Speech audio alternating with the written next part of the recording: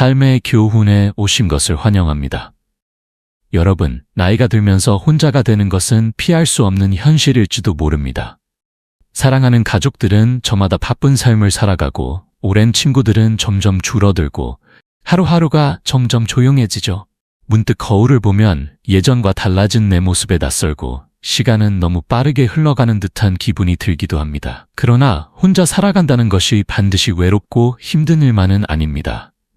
오히려 우리가 어떻게 하루하루를 보내느냐에 따라 혼자서도 충분히 행복하고 의미 있는 삶을 만들어갈 수 있습니다. 중요한 것은 나의 삶을 내가 어떻게 갖고 나갈 것인가 하는 마음가짐과 습관입니다. 오늘 영상에서는 나이가 들수록 꼭 실천해야 할 6가지 중요한 습관에 대해 이야기해 보려고 합니다. 이 습관들은 단순히 시간을 보내기 위한 것이 아닙니다. 몸과 마음을 건강하게 유지하고 삶의 즐거움을 찾으며 외로움 대신 평온한 하루를 만드는 데 큰 도움이 될 것입니다. 끝까지 함께 해주세요. 그리고 아직 삶의 교훈 채널을 구독하지 않으셨다면 지금 구독 버튼을 눌러주세요. 여러분의 구독과 응원은 저희가 더 좋은 영상을 만드는 데 큰 힘이 됩니다. 그럼 시작해 볼까요? 1. 하루의 루틴을 정하세요. 여러분, 혹시 이런 경험 있으신가요?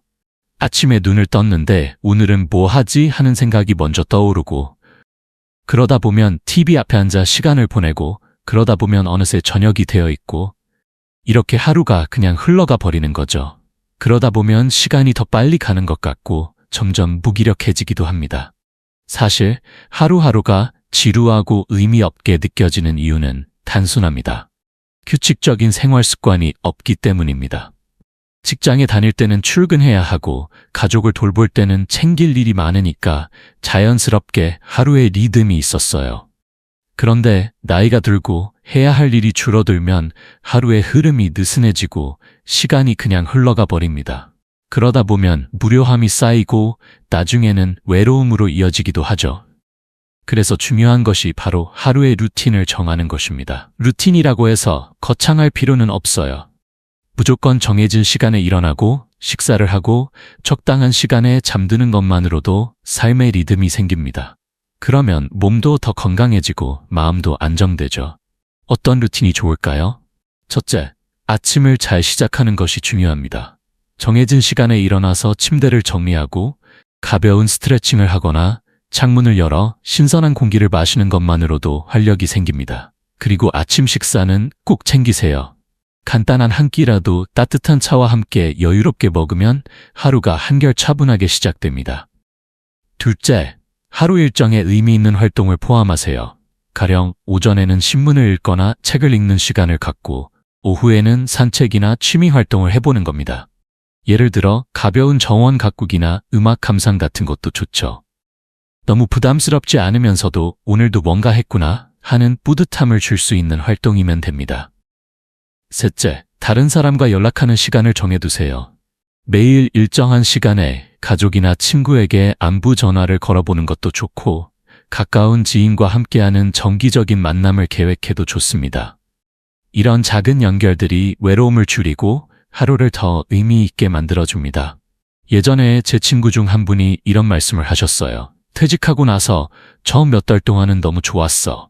근데 그 다음부터는 아침에 일어날 이유를 찾기가 힘들더라고. 그러다 보니 점점 의욕이 사라지고 몸도 무거워지고 나중에는 사람 만나는 것도 귀찮아졌다고 하더군요. 그런데 어느 날부터 아침마다 정해진 시간에 일어나서 공원 산책을 하고 오후에는 책을 읽는 시간을 가지면서 생활이 완전히 바뀌었다고 합니다. 이제야 다시 내 삶을 내가 주도하는 기분이야 라고 하시더라고요. 여러분도 그렇게 하실 수 있습니다. 하루가 무료하고 지루하게 느껴진다면 지금부터라도 작은 루틴을 만들어 보세요.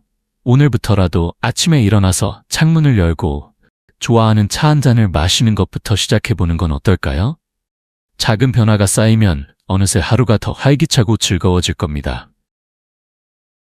2. 몸을 움직이는 습관을 가지세요. 여러분, 혹시 이런 생각해 보신 적 있으신가요? 나이가 들면 원래 이렇게 몸이 무거워지는 거겠지. 또는 예전처럼 활발하게 움직이기는 어렵지 않나? 라고요. 물론 나이가 들면 자연스럽게 신체 기능이 조금씩 둔해지는 건 사실입니다. 그런데 여기서 중요한 점은 움직이지 않으면 더 빨리 쇠약해진다는 겁니다.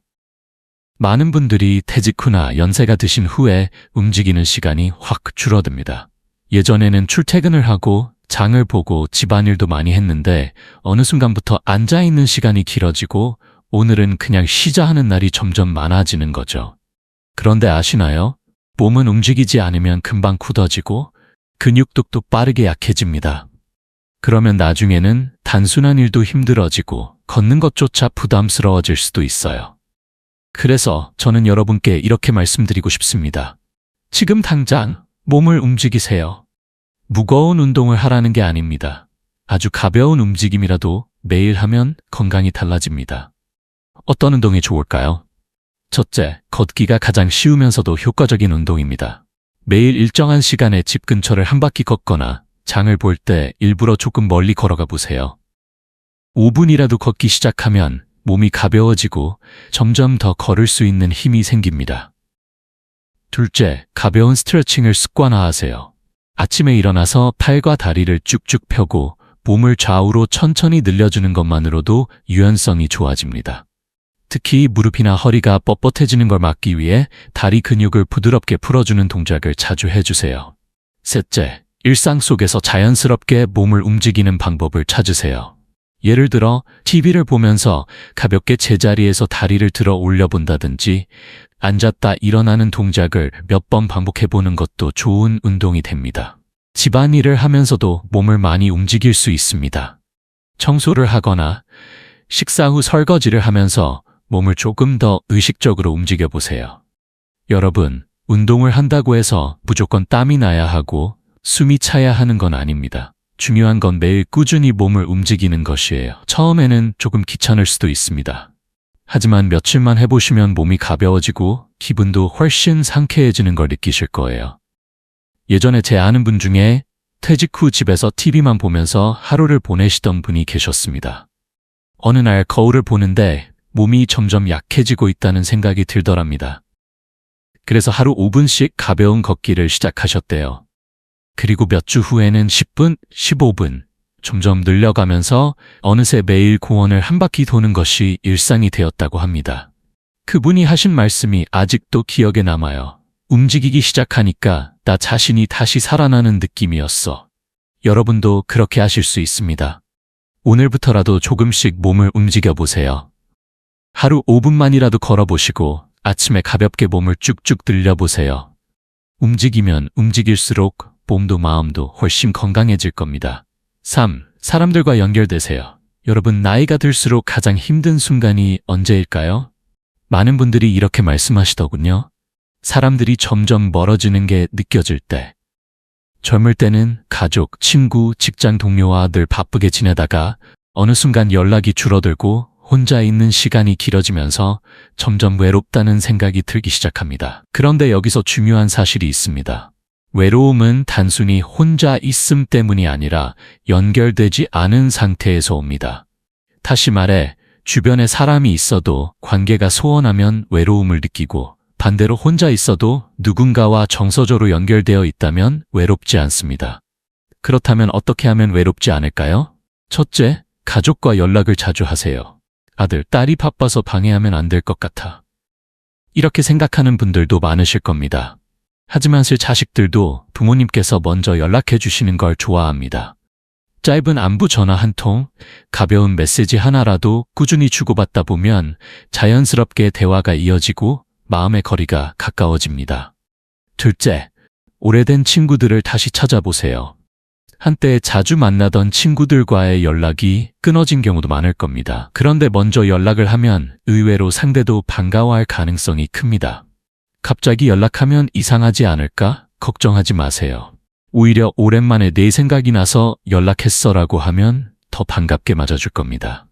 셋째, 새로운 관계를 만들어 보세요. 이 나이에 무슨 새로운 친구야? 이렇게 생각하실 수도 있습니다. 하지만 요즘은 노인복지관, 동네 모임, 온라인 커뮤니티 같은 곳에서 다양한 사람들을 만날 수 있습니다.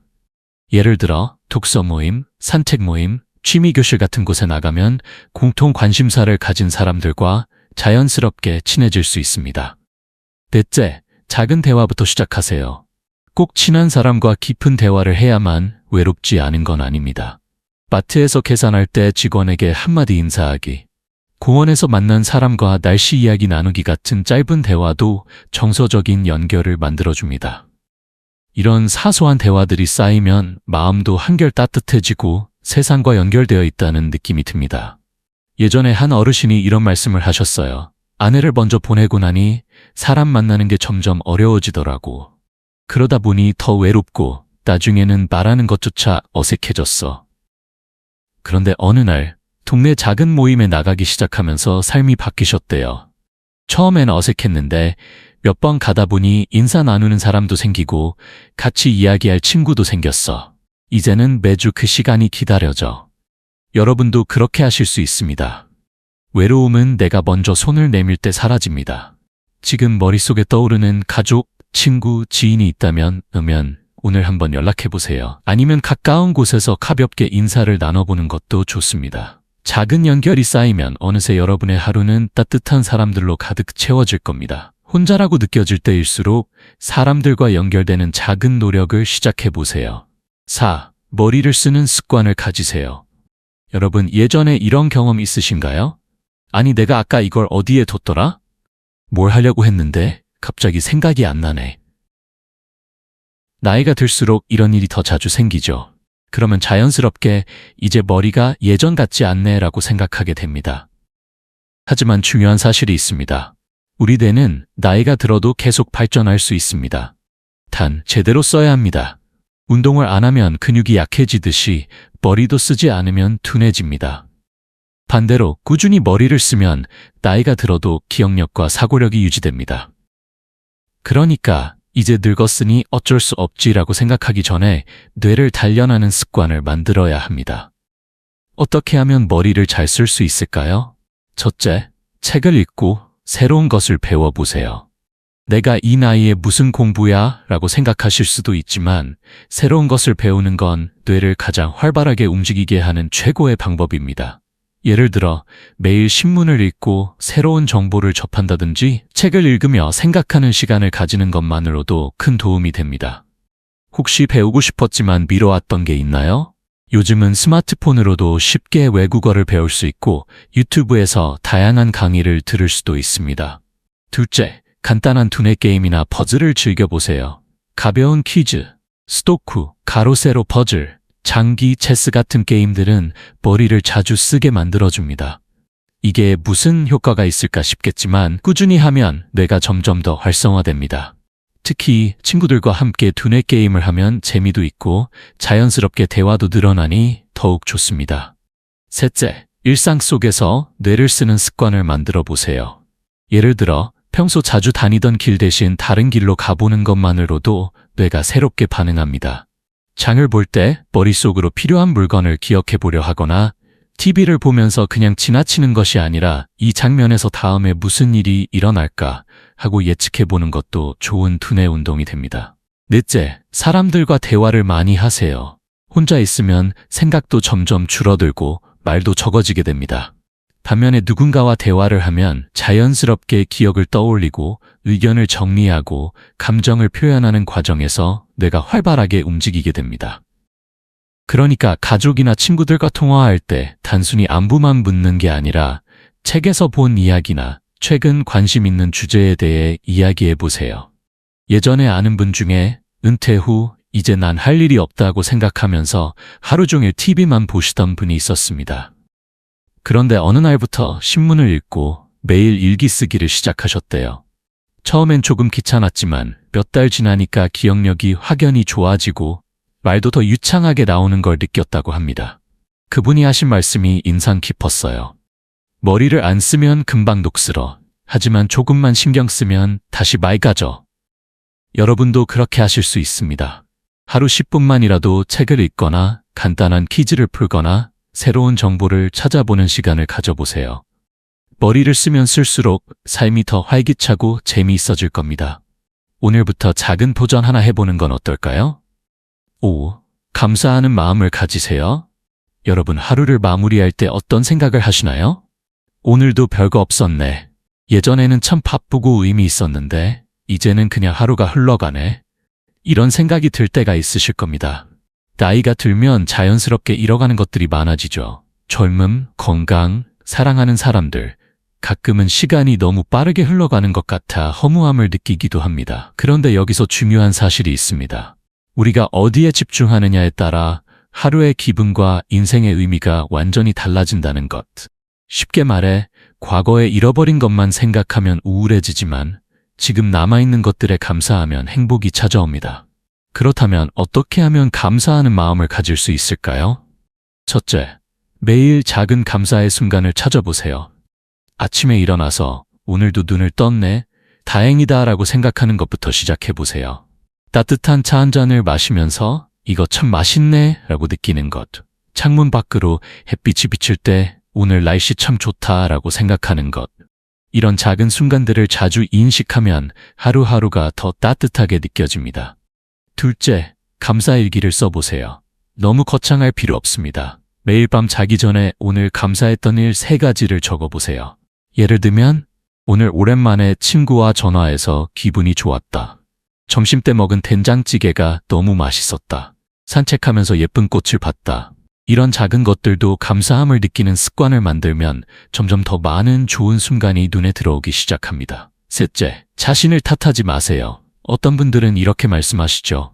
내가 젊었을 때 좀 더 잘했어야 했는데, 그때 다른 선택을 했으면 지금 더 나았을 텐데. 하지만 과거는 바꿀 수 없습니다. 우리가 할 수 있는 건 지금 이 순간을 감사하는 것뿐이에요. 지나간 일은 후회해도 달라지지 않지만 지금 가지고 있는 것들에 감사하면 현재가 더 행복해집니다. 넷째, 남들과 비교하지 마세요. 저 사람은 나보다 건강한데, 내 또래 친구들은 손주랑 같이 노는데 나는 혼자네. 이렇게 비교하다 보면 감사보다는 불만이 커지게 됩니다. 하지만 남들과 비교하는 대신 내 삶에서 소중한 것들에 집중해 보세요. 예전에 한 어르신이 이런 말씀을 하셨어요. 아내를 먼저 보내고 나니까 하루하루가 허전하고 무의미하게 느껴졌어. 그런데 어느 날부터 작은 감사한 일들을 찾기 시작했지. 따뜻한 차 한 잔, 길에서 마주친 강아지, 저녁 노을. 그러다 보니 혼자 있어도 덜 외롭고 하루가 더 소중하게 느껴지더라고. 여러분도 그렇게 하실 수 있습니다. 오늘부터라도 작은 감사의 순간들을 찾아보세요. 고맙다라는 말을 스스로에게, 그리고 주변 사람들에게 더 자주 해보세요. 그러면 어느새 마음이 가벼워지고 하루하루가 더 의미 있게 느껴질 겁니다. 감사는 행복을 부르는 최고의 습관입니다. 오늘도 감사하는 하루 보내세요.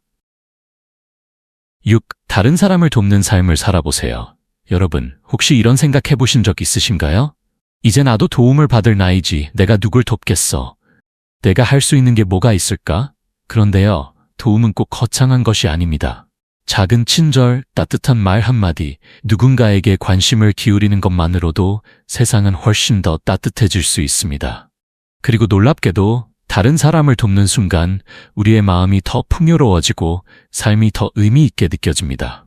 어떤 방법으로 남을 도울 수 있을까요? 첫째, 가까운 사람에게 먼저 손을 내밀어 보세요. 주변에 자주 연락하지 않는 가족이 있나요? 혹은 혼자 사는 친구나 이웃이 있나요? 가끔 안부 전화를 하고 잘 지내? 라고 한마디 건네는 것만으로도 그 사람에게 큰 힘이 될 수 있습니다. 혹은 친구가 고민을 털어놓으면 조용히 들어주는 것만으로도 위로가 됩니다. 둘째, 경험과 지혜를 나누세요. 여러분은 살아오면서 많은 경험을 하셨고 그 속에서 배운 것이 많으실 겁니다. 젊은 세대는 이런 경험을 알고 싶어 합니다. 손자, 손녀에게 인생 이야기를 들려주거나 동네에서 청년들에게 조언을 해주는 것도 큰 도움이 됩니다. 요즘은 온라인에서도 경험을 나눌 수 있어요. 예를 들면 젊은이들이 고민을 나누는 게시판에 따뜻한 조언을 남기는 것도 하나의 방법입니다. 셋째, 자원봉사에 참여해보세요. 이 나이에 무슨 봉사야? 라고 생각하실 수도 있지만 봉사는 꼭 힘든 일이 아니에요. 노인복지관, 도서관, 지역사회센터에서 할 수 있는 다양한 활동이 있습니다. 예를 들어 아이들에게 동화책을 읽어주거나 취미 모임에서 새로운 사람들에게 환영 인사를 해주는 것도 훌륭한 봉사입니다. 직접 나가기가 어렵다면 온라인에서 글을 써서 누군가에게 힘을 주는 것도 좋은 방법입니다. 넷째, 작은 친절을 실천해보세요. 도움은 아주 작은 것에서 시작됩니다. 시장에서 물건을 사면서 상인분께 오늘도 수고 많으십니다 라고 한마디 건네는 것, 길에서 누군가에게 미소를 짓고 먼저 인사하는 것, 버스에서 힘들어 보이는 사람에게 자리를 양보하는 것. 이런 작은 행동들이 쌓이면 주변 사람들에게 따뜻한 에너지를 전할 수 있습니다. 제가 아는 한 어르신은 이렇게 말씀하셨어요. 퇴직하고 나니까 더 이상 나를 필요로 하는 사람이 없다는 생각이 들어서 우울했어. 그런데 동네 복지관에서 책 읽어주는 봉사를 시작하고 나니까 다시 살아있는 기분이 들더라고. 아, 내가 아직도 누군가에게 도움이 될 수 있구나 하는 생각이 드니까 기분이 좋아졌어. 여러분도 그렇게 하실 수 있습니다. 도움은 반드시 거창할 필요가 없습니다. 작은 관심, 따뜻한 말 한마디, 그리고 내가 가진 지혜를 나누는 것만으로도 세상에 큰 변화를 만들 수 있습니다. 그리고 무엇보다 남을 돕는 순간 내 마음도 더욱 따뜻해지고 하루하루가 의미로 가득 찰 것입니다. 오늘부터 여러분도 한 가지 작은 친절을 실천해보는 건 어떨까요? 여러분, 오늘 우리는 나이가 들어도 외롭지 않고 행복하게 사는 6가지 방법에 대해 이야기 나눴습니다. 다시 한번 정리해보면 하루의 루틴을 만들고 몸을 꾸준히 움직이고 사람들과 연결되고 머리를 자주 쓰고 감사하는 마음을 가지고 다른 사람을 돕는 것이었습니다. 이 6가지 습관은 단순히 시간을 보내는 것이 아니라 여러분의 삶을 더 의미 있고 풍요롭게 만들어주는 방법입니다. 물론 한꺼번에 모든 걸 바꾸는 건 어려울 수도 있습니다. 하지만 작은 변화부터 시작하면 그 변화가 차츰 쌓여서 삶이 더 밝고 따뜻해질 것입니다. 제가 예전에 들은 말이 있습니다. 행복은 큰 사건이 아니라 매일매일의 작은 선택에서 온다. 오늘부터 여러분도 하루하루를 더 소중하게 보내기 위한 작은 선택을 해보시면 어떨까요? 그리고 마지막으로 여러분께 부탁 하나 드리고 싶습니다. 이 영상이 도움이 되셨다면 삶의 교훈 채널을 구독하고 좋아요를 눌러주세요. 여러분의 관심과 응원이 더 많은 사람들에게 힘이 될 수 있습니다.